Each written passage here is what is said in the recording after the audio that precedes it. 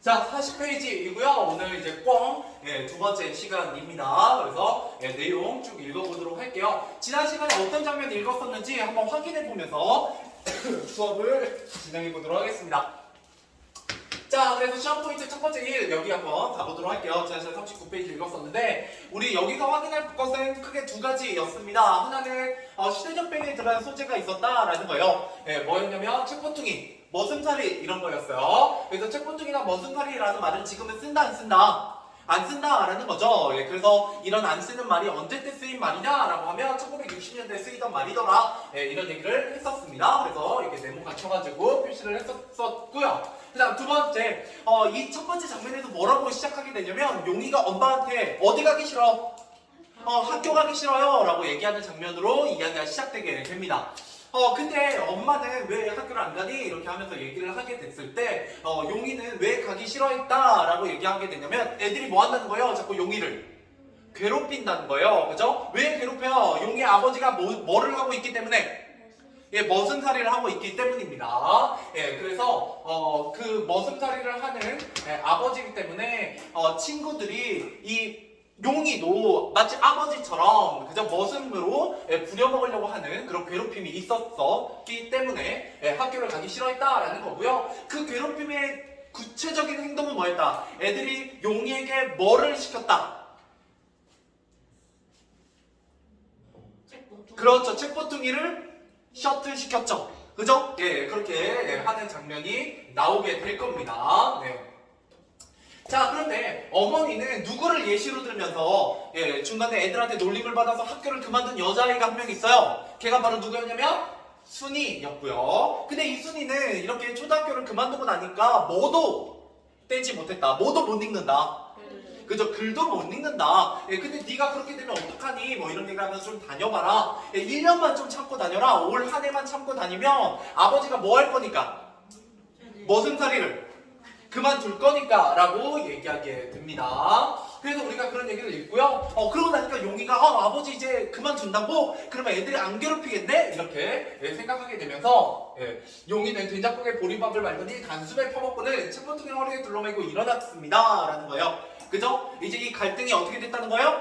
해결됐다는 거죠. 학교를 가기로 마음먹었어요. 왜? 얼마만 버티면 되니까? 이번 1년만, 4학년 1년만 버텨보자 이렇게 마음을 먹게 되는 용이의 모습을 볼 수가 있습니다. 자, 그래서 여기서 오래만 참으면 된다 이러면서 우리가 용이의 심리를 확인해 볼 수 있습니다. 용이 어떤 심리를 확인해 볼 수 있냐면 오래만 견디면 된다는 오래만 견디면 된다는 희망의 부품. 그죠? 부풀어 있는 용의 심리를 우리가 확인해 볼 수 있습니다.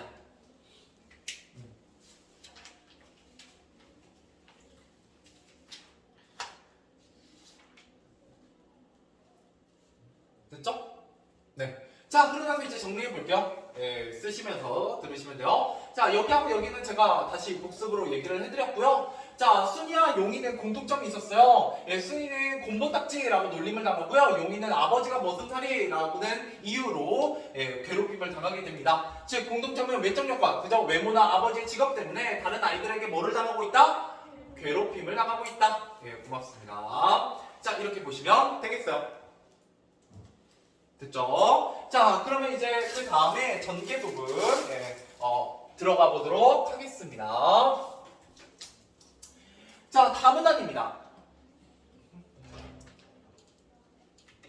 자, 다문안을 보면 이제 애들이 와서 첫날이죠. 대학 첫날 불러내게 됩니다. 용이를. 용아 빨리 나와. 용이랑 놀고 싶어서 그런 게 아니라 뭐 하고 싶어서 그런 거냐면 그죠. 괴롭히려고, 책보퉁이 셔틀 시키려고 불러내는 거죠. 자, 바깥에는 벌써 아이 하나가 잘 기다리고 있었습니다. 마을 앞을 지났을 때는 여러 아이가 되었습니다. 야들아, 오늘은 우리 고기 위에서 청국적 꺾어가자. 그냥 학교 가도 힘든데 어디를 거쳐가요? 고기를 거쳐가죠. 자, 아직 꽃도 안 폈을걸? 병에 꽂아두면 빨리 핀단다. 그래, 꺾어가자. 새 교실이 환하게 모진 겨울을 이겨낸 보리들이 푸릇푸릇 살아난 밭둑길을 걸어가면서 아이들은 모두 어깨를 우쭐거리며 향토 예비군의 노래를 소리쳐 불렀습니다. 그죠? 모두 다 즐겁죠? 한 명만 빼고.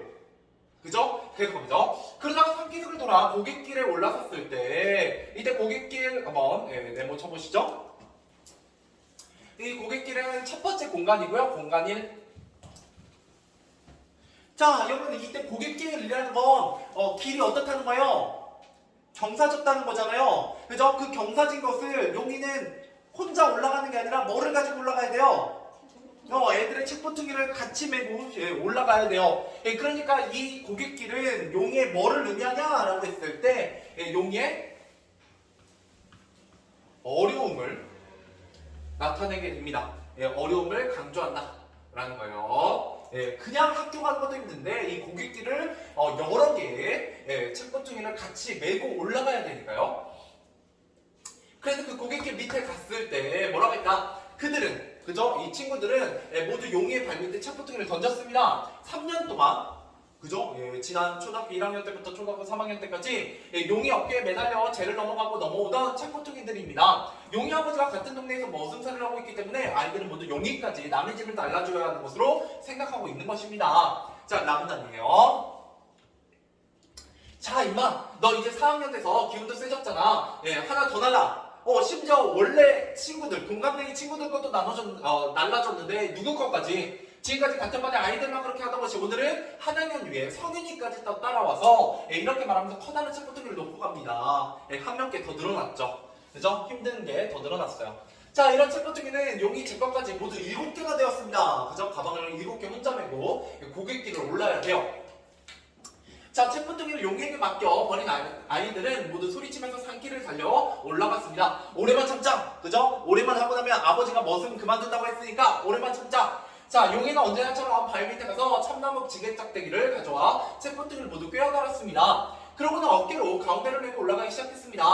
자, 마문단. 자, 아침 햇빛이 산 위에서 쫙 비쳐내렸습니다. 고갯마루까지는 산허리를 3번이나 돌면서 올라가야 합니다. 더구나 오늘은 책보퉁이가 모두 한 획씩 올라가서 그런지 굉장히 무겁습니다. 용이는 첫 구비를 돌아가기도 전에 마른 잔디 위에 앉아 쉬어야 했습니다. 이렇게 무거운 짐을 날라다 메고 올라가야 할 일을 생각하니 기가 막힙니다. 더구나 5학년에 성인이까지 맡기기 시작했으니 이러다가 올해는 지게로 저다 날라야 할지도 모릅니다. 이걸 어떻게 하나? 그저 더 상황이 안 좋아졌어요.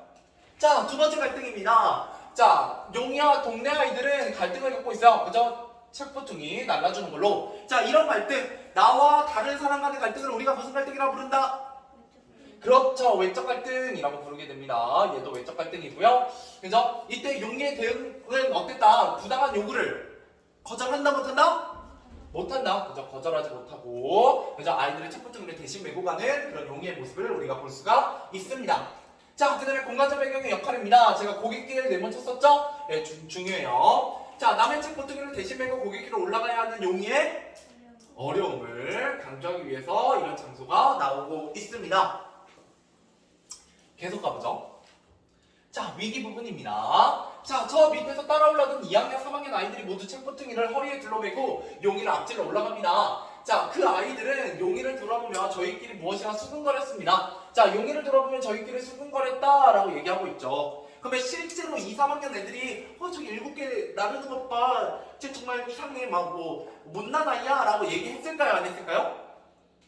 실제로? 했을 확률이 높을까요? 안 했을 확률이 높을까요? 안 했을 확률이 높아요. 안 했을 확률이 높고요. 여러분들 이런 상황에서는 용이도 스스로 뭐 하다는 거 알아요? 지금 내가 너무 못났다는 걸 아는 거예요. 그러니까 괜히 그냥 저기서 소근소근 되는 게 마치 누구 얘기처럼 생각되는 거예요. 내 얘기처럼 생각되는 거죠. 이런 걸 뭐라고 하냐면 우리가 괜히 자기가 스스로 못났다고 생각해서 모든 어떤 세상의 얘기나 뭐 여러 가지 그것들이 다 내 얘기처럼 들리는 걸 우리가 이런 걸 자격지심이라고 합니다. 이런 거 약간 다른 말로 뭐라고 하냐면 피해의식이나 피해망상 뭐 이렇게도 얘기하는데 여러분 대충 느낌은 아실 거예요. 이 단어에. 자, 그래서 이게 뭐냐? 용이 스스로도 자신이 못났다 생각해. 못났다고 생각하기 때문에. 네. 때문에 괜히 이 2, 3학년 아이들이 수근대는 게 다 뭐처럼 느껴진다? 예, 나를 보면서 쟤 4학년 봐 못났어 라고 하는 것처럼 느껴진다 라는 거예요. 그래서 실제로 걔네들이 뭐라고 수근댔는지는 나한테 들린다 안 들린다? 안 들리지만 나는 이렇게 얘기할 거라고 생각했다는 거예요. 예, 적으면서 들으세요. 자, 4학년이 됐다는 아이가 남의 책보통에다 보여가지고 에이 못났다 뭐 이런 느낌. 예, 참 못난 아이제. 예, 모두 이런 말로 수근거리는 것 같았습니다. 실제로 그런 건 아니고요. 뭐 못난 아이라고 이러면서 굉장히 용의의 심리가 어땠다? 예, 용의의 심리 어떻다? 화가 났다라는 거예요. 화가 남. 예, 그 다음에도 나오죠.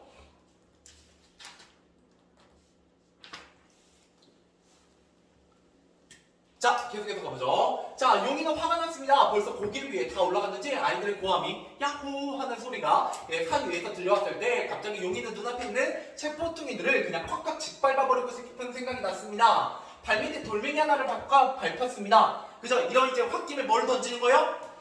그죠? 돌멩이를 던져요. 자, 용이는 벌떡 일어나 그 돌멩이를 집어 힘껏 골짜기 아래로 던졌습니다. 네. 야, 넘어가 볼게요. 예, 문제는 한 번에 풀게요. 예. 어디까지 읽고 풀 거냐면 여기 바로 오른쪽 페이지 여기까지 채우고 한 13번 정도까지 문제 한 번에 풀게요. 가보겠습니다. 예, 아무튼 돌멩이를 던졌어요. 그래서 돌멩이가 저 밑에 떨어지자 갑자기 온 산골을 뒤우는 소리를 치면서 커다란 뭉텅이 하나가 솟아올랐습니다. 이때 이 뭉텅이가 바로 뭐다? 돌멩이가 막 다시 날아올라요? 예, 그죠? 그랬으면은 우리 지난 시간 얘기했듯이 해리포터일지 모르죠. 예, 하지만 그런 마법사는 아니고요. 여러분 이 글의 제목이 뭐예요? 예, 뭐가 날아올랐다? 꿩입니다. 꿩. 좋아요. 자, 그래서 이 꿩이 날아오르는 모습을 보고 어떻게 된다? 용이가 자신의 행동을 변화하게 됩니다. 예, 행동 변화. 용이의 행동 변화 계기. 용의 행동이 변화하게 된 계기. 뭘 보고 행동이 변화하게 된다? 꿩을 보고. 왜 꿩을 보고 행동이 변화하게 된지 한번 읽어보도록 하죠. 자, 뽀공뽀공 푸드득. 자, 그래서 온 산골에 가라앉은 공기를 뒤흔들어놓고 하늘을 날아오르는 정말 살아있는 뭐의 소리였다? 생명의 소리였다. 이게 바로 뭐다? 꿩의 의미 1입니다. 뭐? 생명력. 꿩은 생명력을 상징해요.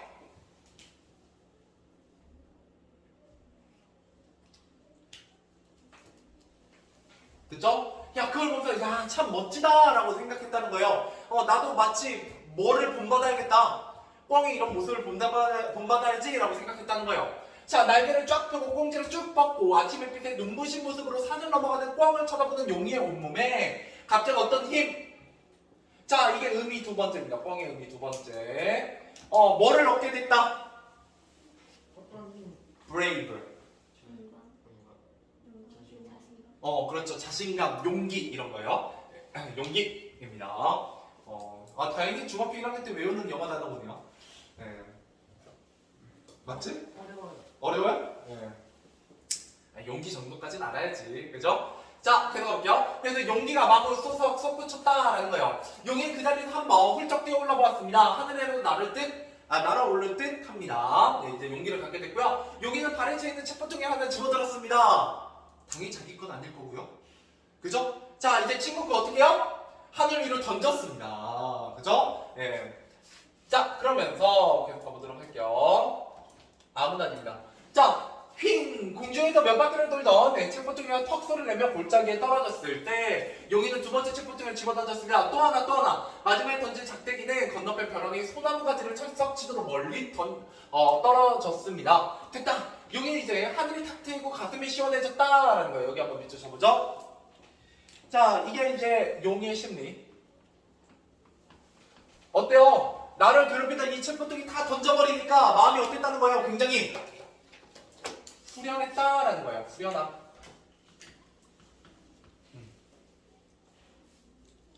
그죠? 후련해졌다라는 거죠. 자, 그래서 저 건너산을 보고 하 웃었습니다. 자, 떠가는 구름을 따라 마구 날아갈 것 같았습니다. 내가 정말 못난 아이였구나. 이제 다신 그런 짓 안 한다. 그죠? 이때 그런 짓이 바로 뭐예요? 남의 책보퉁이를 날라주는 거. 그죠? 셔틀하는 짓을 안 하겠다. 뭐 이런 얘기를 하는 거죠. 자, 용이는 제 책보퉁이 막 허리에 둘러맸습니다. 그 와중에 이제 자기 것만 챙기고. 그죠? 자, 그러면서 이제 고개를 향해 날듯이 뛰어올랐습니다. 마치 뭐처럼? 뻥처럼. 그죠? 굉장히 신나게 올라갔죠. 자, 여기까지가 이제 위기였습니다.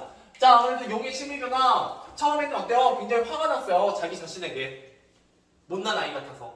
자, 그랬는데 날아가는 꽝을 보고 뭐를 얻었다는 거예요? 용기. 그죠? 용기를 얻어서 다시는 이런 못난 짓 하지 않겠다라고 스스로 다짐했다는 거죠. 자, 그러면 이 제목이기도 한, 이 글의 제목이기도 한 꽝의 상징적 의미 굉장히 중요합니다. 자, 그래서 이 꽝의 상징적 의미, 생명력, 자신감, 용기, 자유 이런 것들을 의미해요. 4가지 다 알고 계셔야 돼요. 그 중에서 제가 생명력하고 용기는 좀 써드렸죠? 근데 뭐 자신감이나 용기나 같은 얘기고, 마지막으로 내가 그런 책보퉁이를 다 벗어 던졌으니까 굉장히 어떻다, 프리덤했다. 그래서 이렇게 보시면 되겠습니다. 그죠? 자, 그래서 날아오르는 똥의 모습을 보고 뭐를 얻었다? 용기. 좋습니다. 자, 이러고 나면 이제 문제를 풀어봐야 합니다. 어디서 어디까지 풀어볼 거냐면 13번까지네요. 13번까지 몇 번부터? 4번부터. 1번부터요?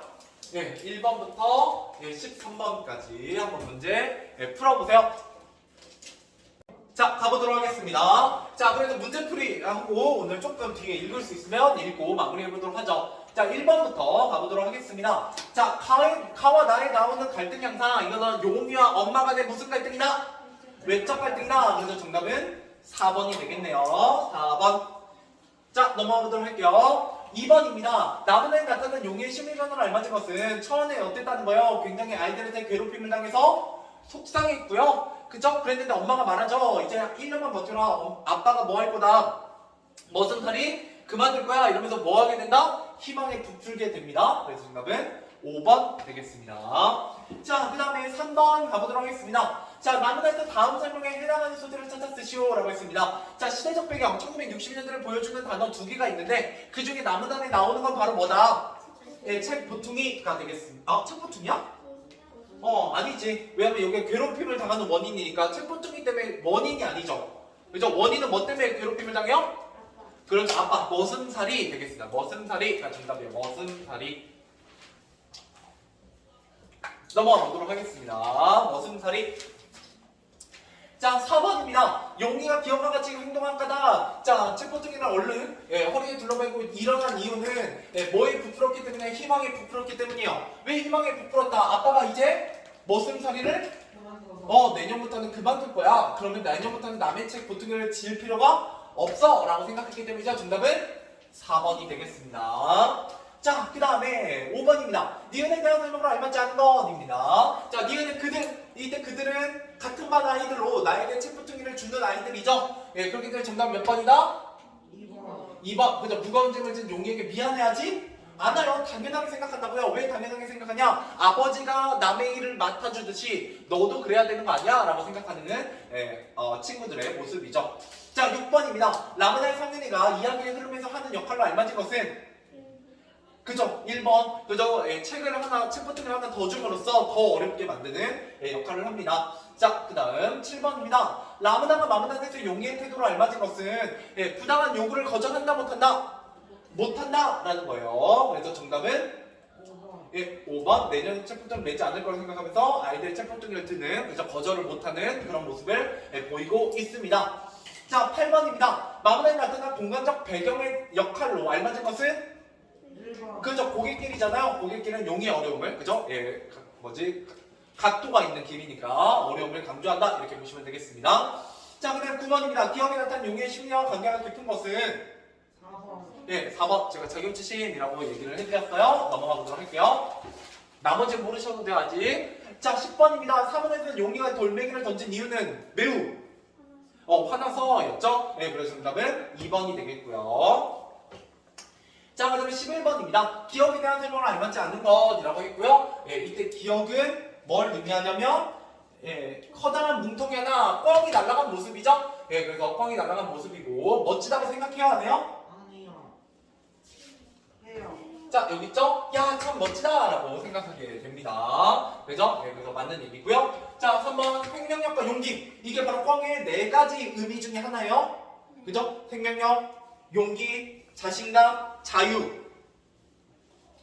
약간 외우다시피 하셔야겠죠? 자, 그 다음에 4번 용의 행동의 변화가 오는 계기입니다. 이걸 보고 꽝의 모습을 보고 용기를 가지게 되죠. 정답은 5번이에요. 예, 바람직한 삶의 태도를 직접 와서 알려줘요. 꽝이가 쫙 나타나는 한국말로 너에게 알려주겠다. 용기를 가져라. 막 이렇게 얘기하진 않잖아요. 예, 그렇기 때문에 직접이라는 게 틀렸죠. 그죠? 자, 넘어가 보도록 하겠습니다. 자, 12번이에요. 자, 사무나가 아무나 나타나는 용기의 심리 변화를 바르게 나타낸 것은 5번. 예, 5번이 되겠죠? 그다음 꽝을 보고 자신감이 생겼고요. 그 다음에 책을 다 던진 다음에 무슨 감정을 느끼게 된다? 후련함을 느끼게 된다라는 겁니다.